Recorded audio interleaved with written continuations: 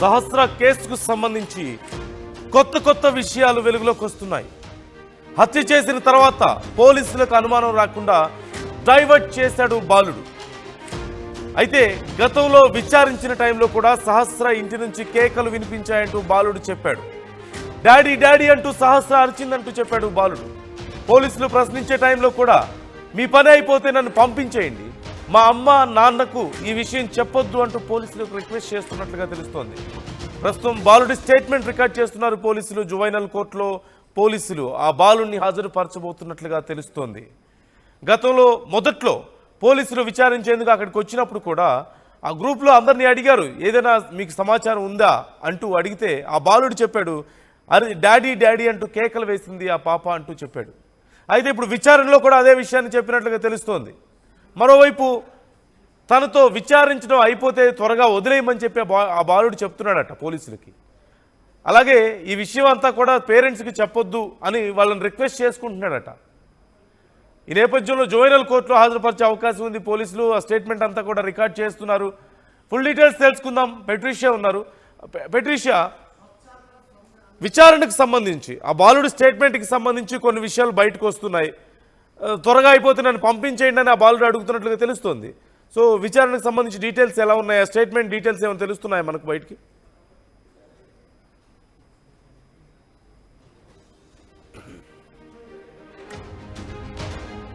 ఈ కేసుకు సంబంధించి ఎవరికి అర్థం కాని ఒక కీలకమైన అంశం, 4 రోజుల పాటు కనీసం ఒక్క క్లూ కూడా ఎందుకు దొరకలేదు అనేది. ఆ బాలుడు చాలా సాధారణంగా ఇంటికి వచ్చాడు. అయితే ఇక్కడ మరొక విషయం తెలుస్తోంది. ఆ పాపను హత్య చేయడానికి ముందు ఆ బాలుడు రిక్వెస్ట్ చేసుకున్నాడంటూ సమాచారం అందుతుంది. ఈ విషయం ఇంట్లో చెప్పొద్దు అని చెప్పి రిక్వెస్ట్ చేసుకుంటే ఆ పాప లేదు చెప్తాను అన్న సందర్భంలో ఈ హత్య జరిగిందా అంటూ కూడా కొంత సమాచారం అందుతోంది. ఫుల్ డీటెయిల్స్ తెలుసుకుందాం. పెట్రిషియా ఉన్నారు. పెట్రిషియా, ఓవరాల్గా డీటెయిల్స్ ఎలా ఉన్నాయి? స్టేట్మెంట్కి సంబంధించి కొంత సమాచారం బయటకు వస్తున్నట్టుగా తెలుస్తుంది. అంటే త్వరగా అయిపోతే నన్ను వదిలేయండి అని చెప్పి బాలుడు అడుగుతున్నాడట. వాళ్ళ పేరెంట్స్కి కూడా చెప్పొద్దు అంటున్నాడట కదా. సో పోలీసులు ఏమంటున్నారు? ఎప్పటికీ పోలీసులు ఈరోజు ప్రెస్ మీట్ ఉందని కూడా చెప్పారు కదా, ఎప్పటికీ డీటెయిల్స్ వచ్చే అవకాశం ఉంది? ఎస్, హత్య చేసిన తర్వాత ఒకవైపు పోలీసులకి అనుమానం రాకుండా తప్పుదోవ పట్టించాడని తెలుస్తుంది. ఈ బాలుడు కూడా గతంలో విచారించిన టైంలో కూడా సహస్ర ఇంటి నుంచి కేకలు వినిపించాయి. డాడీ డాడీ డాడీ అంటూ 3 సార్లు అమ్మాయి అరిచింది, నేను విన్నానంటూ కూడా ఆ బాలుడు చెప్పడం జరిగింది. అదే కాకుండా పోలీసులు ప్రశ్నించిన టైంలో కూడా మీరు నన్ను పంపించేసేయండి, నన్ను అడిగారు కదా, నేను ఇంటికి వెళ్ళిపోతా, మా అమ్మ నాన్నకైతే ఏమీ చెప్పకండి, నాకు చాలా భయంగా ఉంది అంటూ కూడా ఇటువంటి మాటలు చెప్పడము. ఆ బాలుడి స్టేట్మెంట్ కూడా పోలీసులు రికార్డ్ చేసి ప్రస్తుతం అతను పోలీస్ స్టేషన్లో ఉన్నాడు. జ్యువెలరీ హోమ్కి పంపిస్తున్నారని కూడా తెలుస్తుంది. ఈ క్రమంలోనే ఎక్కడైతే హత్య చేసిన తర్వాత కూడా మొదట పోలీసులు అందరినీ ఇంటరాగేట్ చేస్తున్న టైంలో కూడా ఇదంతా కూడా ప్రీ ప్లాన్ చేశాడని తెలుస్తుంది. ఎంట్రీ నుంచి ఎగ్జిట్ వరకు, ఎస్కేప్ వరకు కూడా ప్రీ ప్లాన్గా చేశాడని తెలుస్తుంది. 5 రోజులు పోలీసులకు చుక్కలు చూపించాడు. ఒక సాఫ్ట్వేర్ ఉద్యోగి ఇచ్చిన క్లూతోనే పోలీసులకు చిక్కాడని కూడా తెలుస్తుంది. కుకట్పల్లి సర్చ్ మర్డర్ అంతా కూడా అప్పుడే వీడిందని తెలుస్తుంది. అంతా కూడా పోలీసులని తప్పుదోవ పట్టించాడు. ఒకవైపు 10వ తరగతి చదువుతున్న కుర్రాడు కూడా 10 సంవత్సరాల బాలికని అతి దారుణంగా దొంగతనం కోసం వచ్చాడు. ఒకవైపు హత్య చేసిన తర్వాత ఇంట్లో కత్తి దాచిపెట్టి బట్టలు, రక్తం బట్టలంతా కూడా దాచిపెట్టడం, ఆ లెటర్ దాచిపెట్టడం, ఇంట్లో ఇదంతా కూడా దాచిపెట్టడం జరిగింది. పోలీసులు మాత్రం ఏమాత్రం పత్యాచాపం లేదు అతనికి, చాలా ప్లాన్గా బ్లాంక్గా కనిపిస్తున్నాడంటూ కూడా పోలీసులు చెప్తున్నారు. 2 డేస్ ముందే ప్లాన్ ఆఫ్ యాక్షన్ అంతా కూడా దొంగతనం చేసి ఎలా ఎస్కేప్ అయిపోవాలి, గ్యాస్ని ఎలా లీక్ చేయాలి, పక్కింటి కుర్రాడే దారుణ అంతా కూడా అంటూ కూడా పోలీసులు తేల్చారు. దాదాపు 20 నుంచి 25 కత్తిపోట్లు పొడిచాడు. ఒకవైపు కర్టెసీ కూడా లేదు. సహస్ర బర్త్డే టైంలో కూడా కేక్ తినిపించాడు. కేక్ తినిపించిన చేతులతోనే హత్య చేశారని తెలుస్తుంది. ట్విస్ట్ల మీద ట్విస్ట్లు. మొదట కుటుంబ సభ్యులను, తండ్రినే అనుమానించారు పోలీసులు కూడా. ఆ తర్వాత పక్కిట్లో ఉన్న కుర్రాడే హత్య చేశాడంటూ కూడా పోలీసులు వెల్లడించారు. చాలా కీలకమైన విషయం ఏదంటే సాఫ్ట్వేర్ ఉద్యోగి ఇచ్చిన కంప్లైంట్ మేరకే అంటే అతను వచ్చి చెప్పడం వరకే బయటకు వచ్చింది. ఒకవైపు తమదైన స్టైల్లో పోలీసులు విచారించిన తర్వాత నేనే హత్య చేశాను, దొంగతనానికి వెళ్ళాను, బ్యాట్ బాల్ కిట్ మరి బేకరీ ఐటమ్స్ కొనుక్కోవడానికి మాత్రమే వెళ్ళాను, సహస్ర చూసేసరికి హత్య చేశాను. ఎంత క్రూరంగా హత్య చేశాడంటే ఆ చిన్న కుర్రాడు ఒకవైపు హంతకుడిగా ఎలా మారాల్సి వచ్చింది, అతని మైండ్ సెట్ ఏంటి, ఒకవైపు సహస్ర మీద కూర్చొని కూడా అతి దారుణంగా పొట్ట మీద కూర్చొని మరి కూడా మెడ మీద పొట్ట మీద అతి దారుణ దాదాపు 20 నుంచి 25 పోట్లు పొడిచాడంటూ కూడా సమాచారం వస్తుంది. నిండా 15 ఏళ్ళు కూడా లేదు, కానీ ఇంత క్రిమినల్ మైండ్ సెట్ ఎలా వచ్చిందంటూ కూడా పోలీసులు ప్రస్తుతం షాక్గా ఉన్నారు.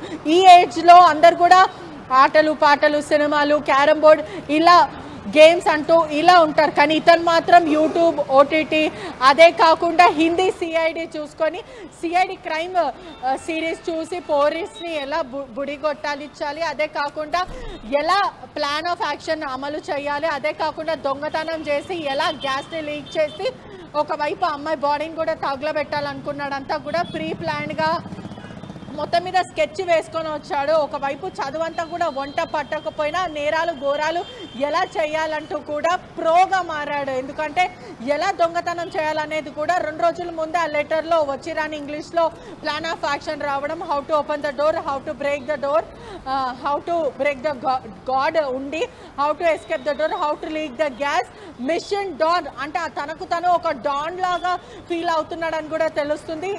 ఆ లెటర్లో కూడా మిషన్ డాన్ అని కూడా రాసుకోవడం చేసింది. సహస్ర తల్లిదండ్రులు వెంటనే బయటికి వెళ్ళిపోయిన వెంటనే వెయిట్ చేయడము, పక్క ప్రీ ప్లాన్గా సహస్ర తల్లిదండ్రులు ఇంటికి వెళ్ళిపోయిన తర్వాత ఇంటి నుంచి బయటికి వెళ్ళిపోయిన తర్వాత లోపలికి వెళ్ళి దేవుడు ఉండి పగలగొట్టి డబ్బులు తీసుకోవాలనుకున్నాడు. కానీ అదే టైంలో సహస్ర చూడడము అమ్మా నాన్నని ఎక్కడికి చెప్పేస్తుంది అంటూ కూడా ముందస్తు ప్లాన్ని కూడా ఇంప్లిమెంట్ చేయడం, అంటే సహస్ర అరుస్తే ఎక్కడ దొంగతనం ప్లాన్ అంతా బయటపడుతుందని తనతో తెచ్చిన కత్తిని కూడా తన గొంతులో దించాడని కూడా తెలుస్తుంది. ఒకవైపు సహస్ర కింద పడిపోయిన వెంటనే ఎక్కడ అతను ప్లాన్ అంతా దొరికిపోతుంది అంటూ ప్రీ ప్లాన్డ్గా కిరాతకంగా ఆలోచించి ఆమె పైన కూర్చొని దాదాపు 20 సార్లు కత్తిపోట్లు పొడిచాడని తెలుస్తుంది.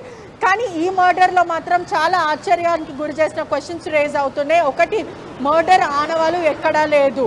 ఒకవైపు బిల్డింగ్ చుట్టూ అంతా కూడా కొన్ని సీసీ కెమెరాస్ ఉన్నాయి. అటువైపు స్కూల్ వైపు ఎక్కడైతే సహస్ర ఇల్లుందో ఇల్లు వెనకాల సీసీ కెమెరాస్ ఉన్నాయి. అక్కడ ఎక్కడ పడకుండా జంప్ చేయడం జరిగింది. అగ్ని ప్రమాదం లాగా సృష్టించే ప్రయత్నించాం. అంటే ఎంత క్రిమినల్ మైండో ఒకసారి మనం గమనించాల్సిన విషయం. ఎందుకంటే ఒకవైపు ఆ అమ్మాయిని చంపడమే కాకుండా మాస్ మర్డర్ అని చెప్పొచ్చు. ఎందుకంటే గ్యాస్ని కూడా లీక్ చేయాలనుకున్నాడు. ఎందుకంటే ఇప్పటికే గ్యాస్ లీక్ చేస్తే ఎంతోమంది ప్రాణాలు పోతాయి. ఆ మాస్ మర్డర్కి కూడా ఎలా ఆ మైండ్ సెట్ అనేది ఒక 10వ తరగతి కుర్రాడికి ఎలా వచ్చింది, ఓటీటీ చూడడం కానీ లేకపోతే సిఐడి హిందీ సిఐడి చూడడం కానీ ఇదంతా కూడా ఎందుకు అతనికి మైండ్ సెట్ వచ్చింది అనేది కూడా ప్రస్తుతం పోలీసుల ఇంటరాగేషన్లో తేలుతుంది. జువెనల్ హోమ్కి అయితే తరలించారు. అదే కాకుండా సహస్రకి సంబంధించిన ఫ్రెండ్స్ని కూడా ఇంటరాగేట్ చేస్తున్నారు. ఒకవైపు 5 days పట్టింది పోలీసులకు కూడా. ఇది ఒక పెద్ద ఛాలెంజింగ్గా అయింది కేసు అనేది చెప్పొచ్చు.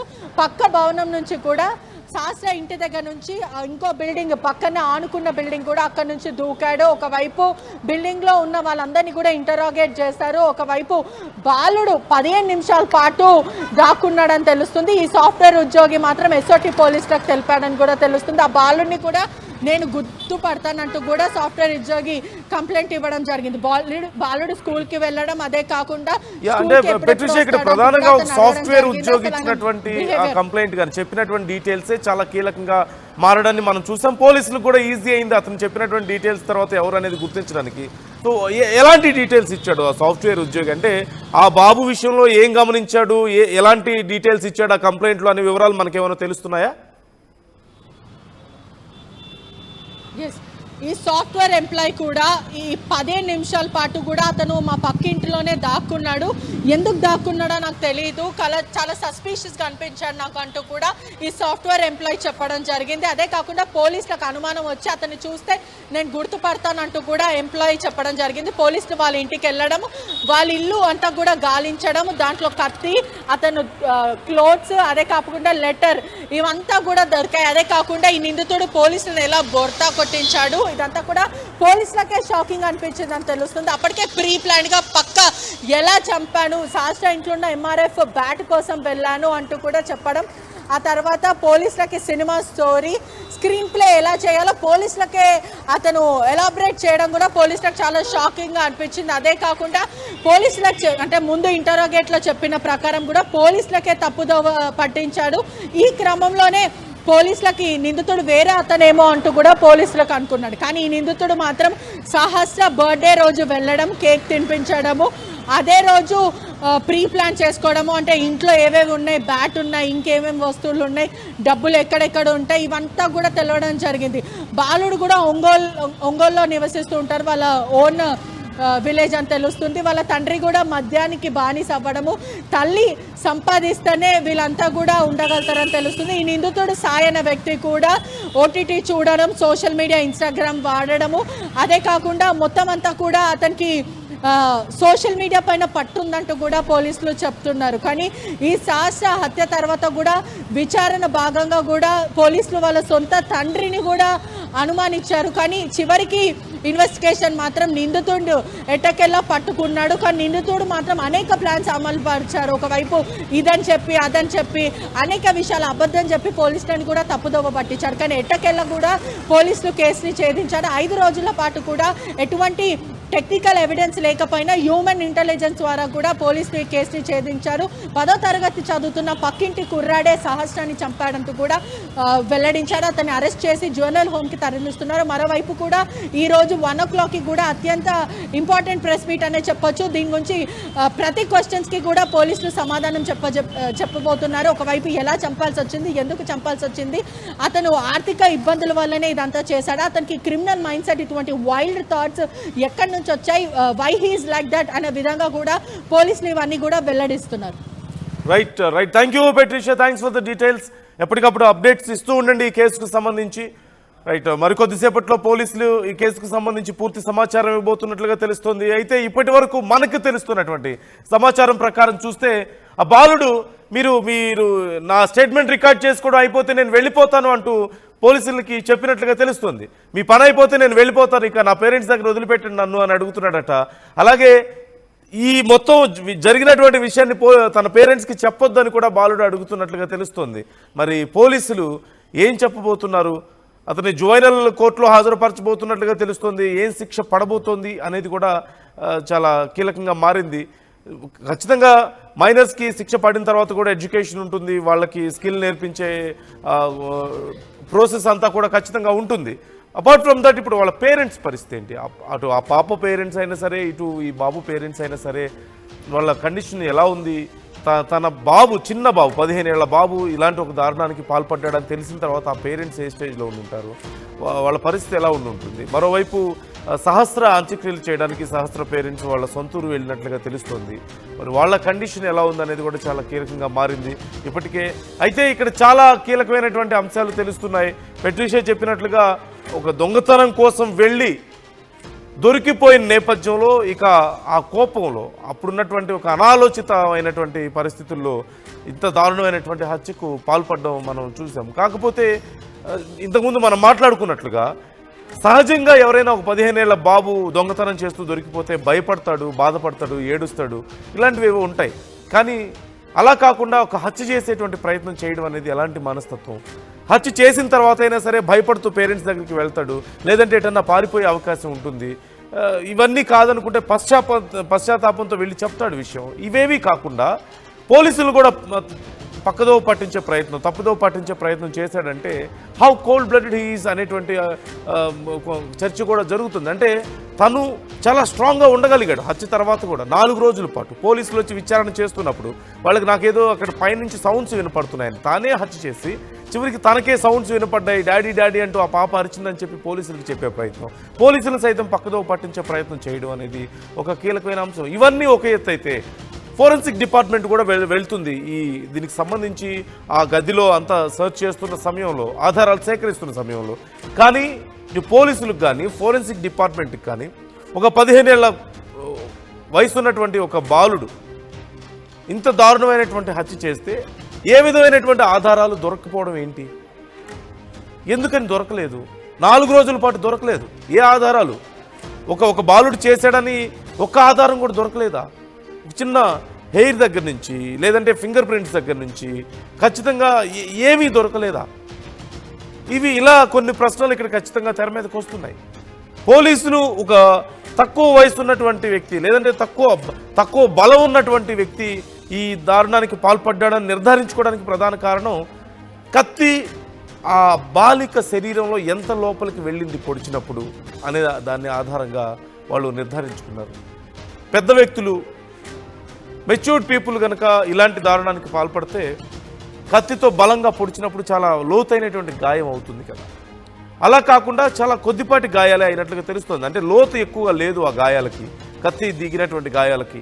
దాని ఆధారంగా ఖచ్చితంగా బాగా వయసు అయిపోయిన వాళ్ళు కానీ లేదంటే బాగా వీక్గా ఉన్నవాళ్ళు, చిన్నవాళ్లే ఈ హత్యకు పాల్పడి ఉండొచ్చు అంటూ అధికారులు అంచనా వేసినట్లుగా తెలుస్తోంది. మరోవైపు మరొక ముఖ్యమైన అంశం, ఇంతకుముందు మనం మాట్లాడుకున్నట్లుగా ఎందుకని ఒక్క ఆధారం కూడా దొరకలేదు అనేది ఒక కీలకమైన అంశం అయితే 4 రోజుల వరకు కూడా పోలీసులు వచ్చి అరెస్ట్ చేసే వరకు కూడా ఆ బాబు అంత స్ట్రాంగ్గా ఎలా ఉండగలిగాడు ఆ వయసులో ఇంత దారుణమైనటువంటి హత్యకు పాల్పడి. అన్నిటికంటే చాలా ముఖ్యమైన అంశం, నిజంగా ఆ పాప తనను పట్టిస్తుందన్న భయంతోనే అలా చేసినట్లయితే అన్నిసార్లు కత్తితో పొడవాల్సిన అవసరం ఏమొస్తుంది? ఒకసారి, 2 సార్లు, 3 సార్లు, 4 సార్లు. ఒకసారి ఆ పాప ప్రాణాలు కోల్పోయిందని తర్వాత వెంటనే వదిలేసి అక్కడి నుంచి పారిపోయే ప్రయత్నం చేస్తాడే కదా. కానీ 20 సార్లు కత్తితో పొడిచాడంటే కేవలం భయంతోనే పొడిచాడా, లేకపోతే అతని మనస్తత్వం ఇంకేమై ఉంటుంది అనేటువంటి ఆలోచన ఇక్కడ రావడం లేదా? సో ఓవరాల్గా మీరేమనుకుంటున్నారు? ఇన్ని రకాల ప్రశ్నలు ఇక్కడ వస్తున్నాయి కదా. ఆధారాలు ఏమీ దొరకపోవడం, పోలీసులు తప్పుదోవ పట్టించే ప్రయత్నం చేయడం, భయపడాల్సిన చోట ఇంత బ్రూటల్గా వ్యవహరించడం, ఇంత హత్య చేసిన తర్వాత కూడా ఏమాత్రం పశ్చాత్తాపం కానీ లేదంటే భయం కానీ ఆందోళన కానీ లేకుండా పోలీసుల్ని పక్కదోవ పట్టించే ప్రయత్నం చేయడం. ఇప్పుడు విచారిస్తున్న సమయంలో కూడా త్వరగా అయిపోతే నన్ను పంపించండి మా పేరెంట్స్ దగ్గరికి, మా పేరెంట్స్కి ఈ విషయం చెప్పొద్దు అని ఆ బాలుడు చెప్తున్నట్టుగా తెలుస్తుంది. బాలుడు అంటే 8 ఏళ్ళు 9 ఏళ్ళు లేదంటే అంత చిన్న బాలుడు కాదు కదా, 15 ఏళ్ల వయసు. ఇవాళ రేపు ఈ టెక్నాలజీ యుగంలో 15 ఏళ్ల వయసు అనేది చిన్న వయసు కాదు. నాలెడ్జ్ ఉంటుంది, they are able to operate super computers. అంత నాలెడ్జ్ ఉంటున్న సమయంలో 15 ఏళ్ల వయసులోనే చాలా వరకు బ్యాడ్ హ్యాబిట్స్కి అలవాటు పడుతున్న సమయంలో, అన్ని రకాలుగా నాలెడ్జ్ ఇవాళ రేపు ఉంటున్న సమయంలో 15 ఏళ్ల వయసు అనేది కనీసం తను చేసింది క్రైమ్ అని రియలైజ్ అవ్వలేనంత చిన్న వయసు అయితే కాదు కదా. How can we understand this mentality? ఈ మెంటాలిటీని ఎలా అర్థం చేసుకోవాలి? ఈ ఐడియాలజీని ఎలా అర్థం చేసుకోవాలి? ఇది సాధారణంగా ఆ వయసులో ఉండేటువంటి పిల్లలకు, సాధారణ వ్యక్తులకు ఉండేటువంటి మెంటాలిటీ కాదు కదా. ఏమాత్రం భయం లేకుండా, అంత పెద్ద క్రైమ్ తర్వాత ఏమాత్రం భయం లేకుండా ఉన్నారంటే అది సాధారణమైనటువంటి మనస్తత్వం కాదు. పోలీసులు సైతం పక్కదో పట్టించే ప్రయత్నం చేశాడంటే అది సాధారణమైనటువంటి మనస్తత్వం కాదు. ఇప్పటికీ కూడా తను చేసింది క్రైమ్ అని, అంత పెద్ద క్రైమ్ అని రియలైజ్ అవ్వలేకపోతున్నాడా? ఆ మాత్రం తెలియనంత చిన్న వయసా? 15 ఏళ్ళు అంటే అంత చిన్న వయసు కాదు కదా. సో ఇంకా ఏదైనా కోణం ఉందా ఇందులో అనేటువంటి అనుమానాలు ఇక్కడ తావిస్తుంది. అందులోనూ మనం ఇంతకుముందు మాట్లాడుకున్నట్లుగా ఒక్క ఆధారం దొరక్కపోవడం ఏంటి? నిజంగా విచక్షణ కోల్పోయిన వ్యక్తే కనుక ఇంత దారుణానికి పాల్పడితే ఏదో ఒక ఆధారం అక్కడ చాలా ప్రీప్లాన్డ్గా చేస్తేనే ఇన్ని ఆధారాలు దొరుకుతుంటాయి కదా. సహజంగా పెద్ద పెద్ద మాస్టర్ మైండ్స్ హత్యలు చేస్తూనో పెద్ద పెద్ద ఘోరాలకు పాల్పడితేనే ఏదో ఒక చిన్న ఆధారమైన దొరుకుతుంది కదా. ఒక ఇమ్మెచ్యూర్ బాయ్, ఒక 15 ఇయర్స్ బాయ్ ఒకవేళ నిజంగా ఇంత దారుణమైనటువంటి హత్య, అది కూడా విచక్షణ కోల్పోయి ఇష్టం వచ్చినట్లుగా 20 సార్లు కత్తితో ఒక చిన్న పాప మీద దాడి చేస్తే ఫింగర్ ప్రింట్స్ దగ్గర నుంచి ఏ ఆధారం దొరకలేదా? ఎక్కడో ఏదో ఒక చిన్న something is missing, something is fishy అనే ఫీలింగ్ రావడం లేదా? మరి పోలీసులకు ఎలాంటి క్లారిటీ వచ్చింది? ఇప్పటికే వాళ్ళకి క్లారిటీ వచ్చిందని పూర్తి డీటెయిల్స్ చెప్పబోతున్నామంటూ పోలీసులు చెప్పారు. 1 o'clockకి ఒక ప్రెస్ మీట్ కూడా పెడుతున్నారు అంటూ తెలుస్తోంది. అప్పుడు ఎలాంటి డీటెయిల్స్ చెప్పబోతున్నారు అనేది చాలా కీలకంగా మారింది. మనలాంటి వాళ్ళకే ఇన్ని డౌట్స్ వస్తున్నప్పుడు, అరెస్ట్ అయిన తర్వాత కూడా ఇన్ని డౌట్స్ వస్తున్నప్పుడు, this is not something normal, this is something abnormal. It's looking abnormal, is behaving abnormal and everything. ఈ ప్లాన్డ్ అబ్నార్మల్. ఖచ్చితంగా వెళ్ళి నిజంగా ఒక దొంగతనం చేయాలనుకున్నప్పుడు మిషన్ ఇంపాసిబుల్ రేంజ్లో అలాంటి ఒక పేపర్ మీద ఎవరైనా ఎందుకు రాసుకుంటారు? He must be he must be not in good condition psychologically, or లేదంటే తెలిసే అలాంటి ఒక మనస్తత్వం డెవలప్ అయినా ఉండాలి. ఈ రెండు కారణాలు అయి ఉండే అవకాశం కనిపిస్తుంది. ఎందుకంటే ఒక చిన్న దొంగతనానికి వెళ్లే ముందు సహజంగా వెళ్తారు, ఆ ప్రాంతం అంతా తెలిసి ఉంటుంది, ఆ ఇల్లు తెలిసి ఉంటుంది, ఆల్రెడీ బర్త్డేకి వెళ్ళాడు, కేక్ తినిపించి వచ్చాడు, ఆ ఇంట్లో ఏ ప్లేస్లో ఏమేమి ఉన్నాయి అనేది ఆల్రెడీ తెలిసే ఉంటుంది కదా. దానికోసం పర్టికులర్గా అంత స్పెసిఫిక్గా రాసుకోవాల్సిన అవసరం ఏముంటుంది? ఒకసారి ఏం రాసుకున్నాడో చూస్తే, ఫస్ట్ గో హోమ్, ఇంటికి వెళ్ళాలి, and take gas and a table, ఒక గ్యాస్ తీసుకోవాలి, అక్కడ గ్యాస్ సిలిండర్ ఉంటుంది కదా అది తీసుకోవాలని. And next keep at the door దగ్గర పెట్టాలి. And fire the gas and keep lock on the gas, అంటే గ్యాస్ను వెలిగించి ఆ తాళం ఎక్కడైతే ఉంటుందో అక్కడ గ్యాస్ని పెట్టాలి అని చెప్పేసి అనుకున్నాడు. గ్యాస్ మీద అది దాన్ని పెట్టాలని, ఆ తాళం వేసి ఉంటుంది కాబట్టి ఆ తాళం కప్పుని దాని మీద ఉంచాలి అని చెప్పేసి అనుకున్నాడు. కట్ విత్ నైఫ్, అది బాగా వేడెక్కిన తర్వాత స్టీల్ కొంచెం స్మూత్గా అవుతుంది కాబట్టి, బాగా హీట్ మెల్టింగ్ పాయింట్కి వచ్చిన తర్వాత కొంచెం స్మూత్గా అవుతుంది కాబట్టి అప్పుడు కత్తితో కట్ చేస్తే ఈజీగా కట్ అవుతుంది అని. After cutting the lock take money and lock for home, డబ్బులు తీసుకున్న తర్వాత మళ్ళీ తలుపు వేసేసి లాక్ చేయాలి అని చెప్పేసి ప్లాన్ చేసుకున్నాడు. Next keep the gas on it stage, అంటే గ్యాస్ ఎక్కడి నుంచి తీసుకొచ్చామో అక్కడ పెట్టాలి అని చెప్పేసి తను ప్లాన్ చేసుకున్నాడు. And leak the gas and come out, ఇది చాలా భయంకరమైనటువంటి ఆలోచన. తర్వాత గ్యాస్ను లీక్ చేయాలని చెప్పి కూడా అనుకున్నాడు. అంటే తాను దొంగతనం చేశాను అన్న విషయం బయటపడకుండా గ్యాస్ లీక్ చేసి బయటకు వద్దామన్న ఆలోచన. ఈ పేపర్ మీద అదే ఉంది, తను రాసుకున్నటువంటి పేపర్ మీద. And leak the gas and come out, gas leak చేసి బయటకు వచ్చేయాలనే ఆలోచనలో ఉన్నాడు. అండ్ లాక్ ఇట్, బయటకు వచ్చి come out of home and lock it, బయటకు వచ్చి లాక్ చేసేయాలి. Mission done. అంటే దొంగతనం చేయడం వరకు అసలు రాసుకోవడమే చాలా అబ్నార్మల్ కదా. అంతా తెలిసిన ప్రాంతంలో ప్రత్యేకంగా ఎందుకు రాసుకుంటాడు? అసలు పేపర్ మీద రాసుకోవాల్సినంత అవసరం ఏమొచ్చింది? మానసిక స్థితి సరిగా ఉందా? అలా ఉన్నోళ్ళు ఇలా రాసుకుంటారా? దొంగతనం చేయడానికి వెళ్లే ముందు స్టెప్ బై స్టెప్ ఇలా రాసుకుంటారా అనేది ఒకటైతే, రెండోది గ్యాస్ లీక్ చేయాలి అని చెప్పి కూడా ఇక్కడ రాసుకున్నాడు. అంటే చాలా పెద్దగా ఆలోచిస్తున్నాడు. అంటే తాను దొంగతనం చేసిన తర్వాత ఇవేవి బయట పడకూడదు. అంటే is already in that stage, ఒక పెద్ద క్రైమ్ చేయగలిగేటువంటి స్టేజ్లో ఉన్నాడు. కానీ ఆ స్టేజ్లో ఉన్నాడన్న విషయం అతనికి తెలుసా లేదా అనేది ఇక్కడ పెద్ద విషయం. తెలిసి చేస్తున్నాడా, తెలియక చేస్తున్నాడా? అంటే మానసికంగా ఏదైనా సమస్య ఉండి ఇలా వ్యవహరిస్తున్నాడా, లేకపోతే మానసికంగా ఆ స్థాయిలో ఉన్నాడా నిజంగానే? అంటే ఏదైనా ఒక సైకో మెంటాలిటీ ఏమైనా ఉందా? అలాంటి క్వాలిటీస్ ఉన్నాయా? లేకపోతే దొంగతనం చేసిన తర్వాత ఇలా గ్యాస్ లీక్ చేయాలని ప్లాన్ చేసుకోవడం ఏంటి? అసలు స్టెప్ బై స్టెప్ పేపర్ మీద ఇలా రాసుకోవడం ఏంటి? అండ్ అందులోనూ ఒక 10వ తరగతి విద్యార్థి, ఈ రోజుల్లో ఇవాళ రేపు ఒక 10వ తరగతి చదువుతున్నటువంటి విద్యార్థి రాసేటువంటి భాషనా ఇది? ఏమాత్రం స్కూల్లో చదివినా సరే ఇంతకంటే బెటర్ ఇంగ్లీషే ఉంటుంది కదా, ఇంతకంటే బెటర్గానే ఉంటుంది రైటింగ్ కానీ ఇంగ్లీష్ కానీ. It's looking little immatured. ఆ వయసుకి సహజంగా ఇవాళ రేపు 4వ తరగతి 5వ తరగతికి వచ్చేసరికి మంచి ఇంగ్లీష్ మాట్లాడగలుగుతున్నారు ఒక రకమైన స్కూల్లో చదువుకునేటువంటి పిల్లలు కూడా. సరే ఇంట్లో పెద్దవాళ్ళు ట్రైనింగ్ ఇవ్వకపోయినా, దానికి సంబంధించి సహకరించకపోయినా 10th క్లాస్ అంటే ఇంతకంటే బెటర్గా రాయగలుగుతాడు కదా. అప్పటికే చాలా వరకు ఎగ్జామ్స్ రాసుంటాడు కదా. బట్ ఎందుకని ఈ రైటింగ్, అందులోనూ రైటింగ్ కూడా కొంత ఇమ్మెచ్యూర్గా కనిపిస్తోంది. ఒక 10th క్లాస్ స్టూడెంట్ రాసినటువంటి రైటింగ్లా లేదు ఇది.